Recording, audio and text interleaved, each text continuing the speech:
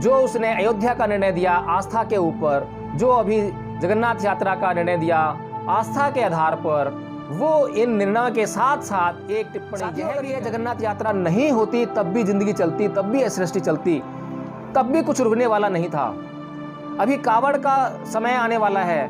और हमने देखा है कि कावड़ के समय में क्या होता है। सारे देश के लोग जानते हैं और मैं जब भी किसी से निजी तौर पर बात करता हूं तो एक ही बात सुनने में आती है कि जो कावड़िए होते हैं वहां पर श्रद्धा का उनका कोई लेना देना नहीं है, उनका आस्था से कोई लेना देना नहीं है, उनका ईश्वर से कोई लेना देना नहीं है, धर्म से उनका कोई। के लोगों को यह तो बताने का काम सुप्रीम कोर्ट कर ही सकती है कि यह अंधविश्वास है और यह आपके लिए फायदेमंद नहीं है। देश की सुप्रीम कोर्ट किसी अंधविश्वास को परिभाषित नहीं कर सकती है और विश्वास, आस्था, उपासना और अंधविश्वास में अंतर नहीं बता सकती है इस देश के लोगों को, तो वो कैसे इस देश में अंधविश्वास को रोकने का मानने दिया जाना चाहिए। वो साहब कहते हैं कि सुप्रीम कोर्ट व्यक्तिगत तौर पर किसी को अंधविश्वास को मानने की इजाजत दे सकता है।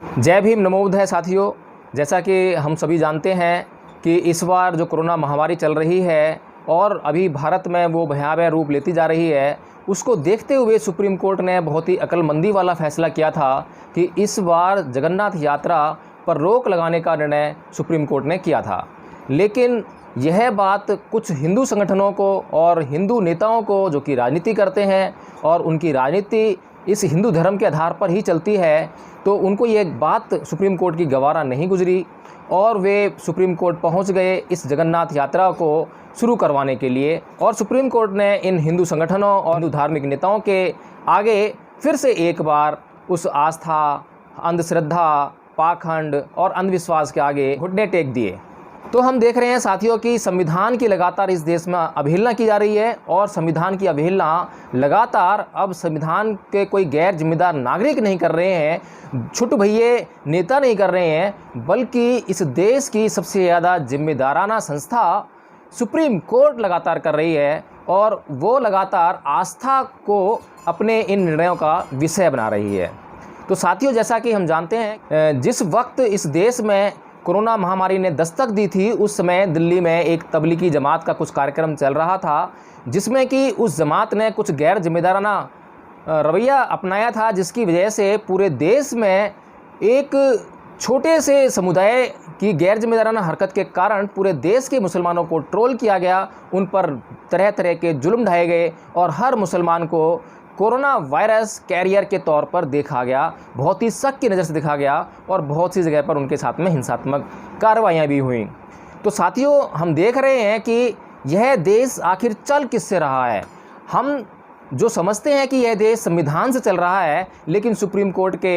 हालिया निर्णय यह बताते हैं कि यह देश संविधान से तो बिल्कुल भी नहीं चल रहा है। अयोध्या का मामला हो, चाहे ये जगन्नाथपुरी यात्रा हो, अगर सुप्रीम कोर्ट को आस्था का ध्यान रखना था तो उसने पहले इसको जगन्नाथ यात्रा को इस पर रोक लगाने का निर्णय क्यों लिया, ये एक बड़ा प्रश्न है। और अगर उसने निर्णय लिया था तो अब कौन सा आधार बना है कि इस निर्णय को उसने वापस लिया, जबकि हज़ारों और लाखों लोगों की ज़िंदगी को संकट में डालकर यह फैसला लिया गया है, जबकि भारत का संविधान हमें धार्मिक आस्था को मानने का, धर्म की उपासना करने का, धर्म की स्वतंत्रता प्रदान करता है। लेकिन उसके साथ में एक शर्त भी भारत के संविधान में लगाई गई है कि public order, health and morality को ध्यान में रखा जाएगा और जहां पर पब्लिक हेल्थ एंड मोरालिटी को किसी भी प्रकार की थ्रेट है, वहां पर किसी भी धार्मिक क्रिया को कानून रोक सकता है। तो साथियों, आज जैसा कि हम देख रहे हैं कि आज हमारे देश के लिए सबसे ज़रूरी चीज़ क्या है, ये धार्मिक आस्था या लोगों की ज़िंदगियाँ। एक साहब की टिप्पणी और सुनी, मुस्लिम समुदाय से आते हैं, वे कानून के बड़े जानकार हैं और वे ये कहते हैं, शायद उनको काफ़ी हिंदू धर्म के लोगों ने, उन अंधभक्तों ने काफ़ी ट्रोल किया और जिसकी वजह से थोड़ा सा वो सहमे रहते हैं हिंदुओं के खिलाफ़ कुछ भी बोलने से। तो उन्होंने कहा कि जगन्नाथ रथ यात्रा में एक कोई मुस्लिम है, उन्होंने भी पिटीशन लगाई इसके फेवर में। सोचने वाली बात यह है साथियों कि कोई मुस्लिम व्यक्ति हिंदू धर्म के किसी भी कार्यक्रम में या धार्मिक अधिष्ठान में इतनी रुचि कैसे दिखा सकता है, और जिसके लिए कि सुप्रीम कोर्ट तक भी वह शख्स पहुंच गया। लेकिन कभी हमने किसी हिंदू को मुसलमानों की धार्मिक गतिविधियों में इस तरह से शरीक होते हुए या उनके लिए सुप्रीम कोर्ट में अर्जी लगाते हुए नहीं देखा। हालांकि यह देश विभिन्न धर्मों का देश है और इस देश में धार्मिक एकता को बनाए रखने के लिए काफ़ी प्रयास किए गए हैं और संविधान में भी इसके उचित उपबंध किए गए हैं। लेकिन फिर भी इन बातों के साथ भी जब कोई विद्वान, कोई पढ़ा लिखा व्यक्ति यह कहता है कि अंधविश्वास को व्यक्तिगत तौर पर मानने दिया जाना चाहिए, वो साहब कहते हैं कि सुप्रीम कोर्ट व्यक्तिगत तौर पर किसी को अंधविश्वास को मानने की इजाज़त दे सकता है। साथियों, मुझे ये समझ में नहीं आता, क्या सुप्रीम कोर्ट किसी को व्यक्तिगत तौर पर जहर खाने की अनुमति दे सकता है? अब मैं कहूँ कि जहर और सुपरस्टिशंस यानी कि अंधविश्वास में क्या फ़र्क है। जहर क्या काम करता है और अंधविश्वास क्या काम करता है? अंधविश्वास भी हमारी ज़िंदगियों में जहर घोलने का काम करता है। लेकिन सबसे बड़ी समस्या इस देश में यह रही है कि अंधविश्वास आखिर है क्या, उसको परिभाषित कौन करेगा। अगर इस देश की सुप्रीम कोर्ट किसी अंधविश्वास को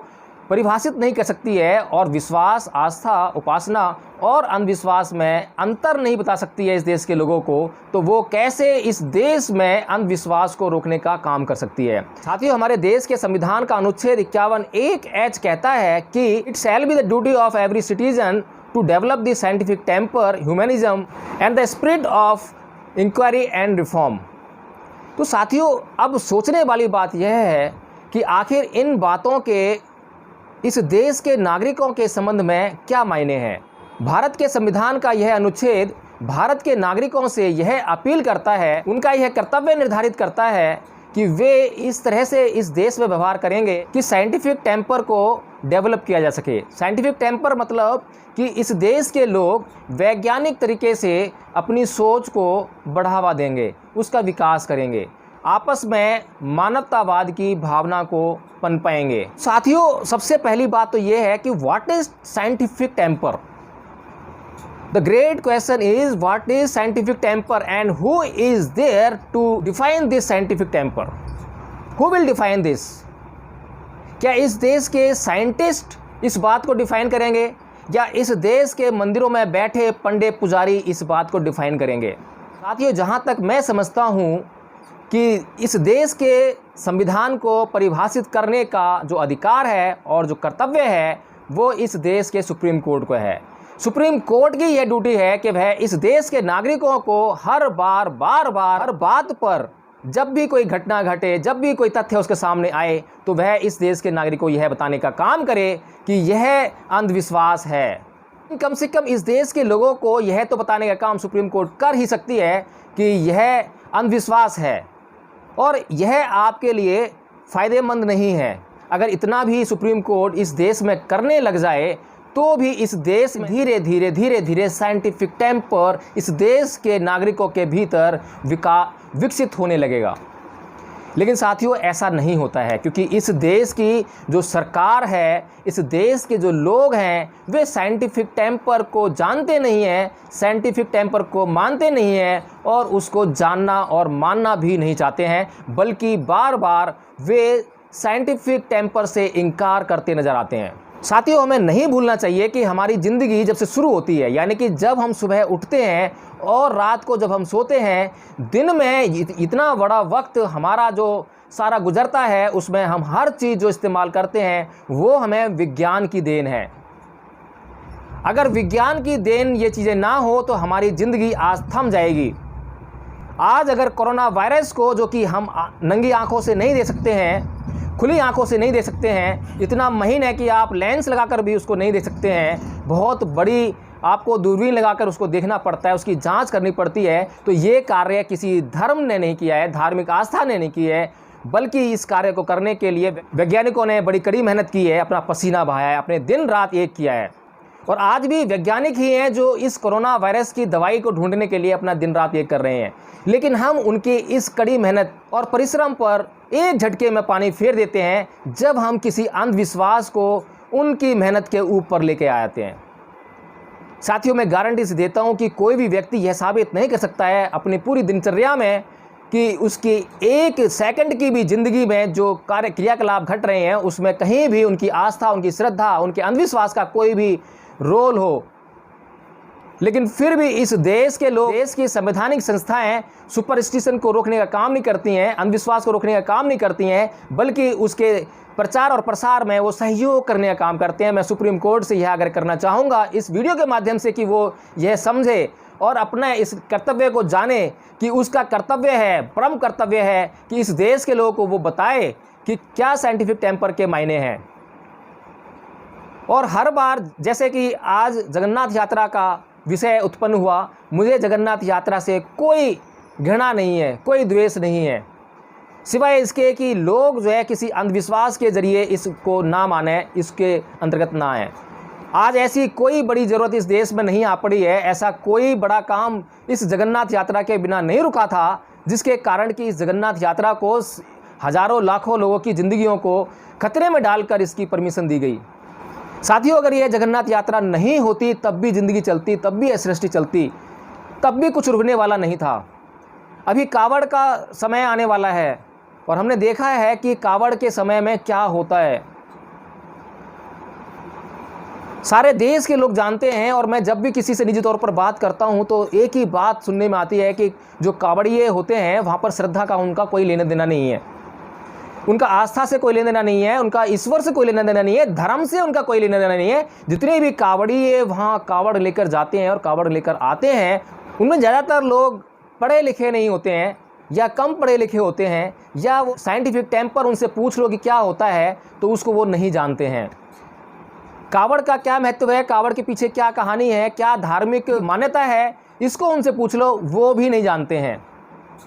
अगर कोई व्यक्ति किसी काम को कर रहा है लेकिन उसके पीछे करने के उद्देश्य को नहीं जानता है और वो करे जा रहा है, तो इसको सुप्रीम कोर्ट क्या कहेगी सिवाय अंधविश्वास के, अंधा अनुकरण के। तो साथियों, मैं बार बार फिर से यही आग्रह सुप्रीम कोर्ट से करता हूँ कि वो कृपया करके अब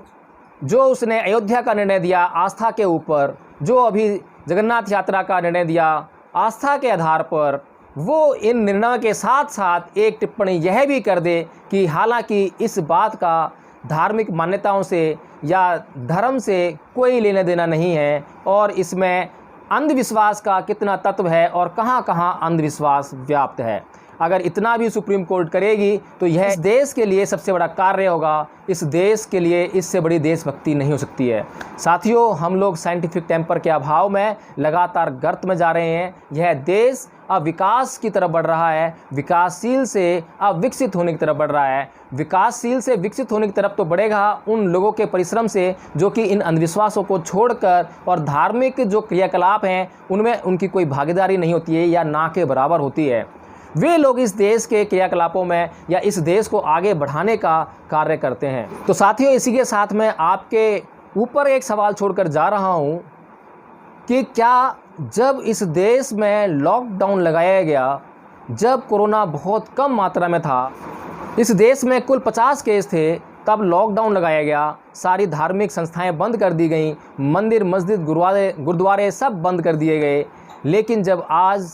कोरोना पीक पर है और पीक की तरफ बढ़ रहा है और आज सोशल डिस्टेंसिंग को बढ़ाने का, उसको जारी करने का बहुत बड़ी ज़रूरत है, तो आज ऐसी धार्मिक मान्यताओं को, धार्मिक अनुष्ठानों को अनुमति मिलनी चाहिए या इनसे कुछ समय के लिए हम लोग और भी दूरियां बनाए रख सकते हैं। मेरा अपना चैनल, आपका चैनल, समाज का चैनल, देश का चैनल NB News 24/7 को आप लाइक करें, सब्सक्राइब करें और ज्यादा से ज्यादा इसकी वीडियो को शेयर करें ताकि हर खबर को मैं आप तक आसानी से पहुंचा सकूं।